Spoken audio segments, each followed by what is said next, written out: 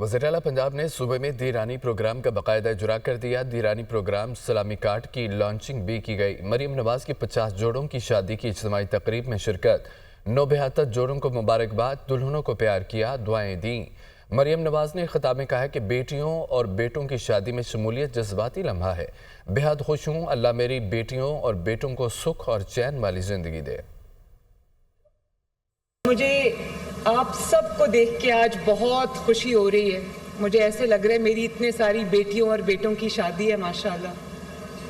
ایک جذباتی لمحہ ہوتا ہے۔ میں بھی آپ کی ماں ہوں، اسی طرح آج میں بھی آپ کے لیے بہت خوش ہوں اور بہت دعا گو ہوں۔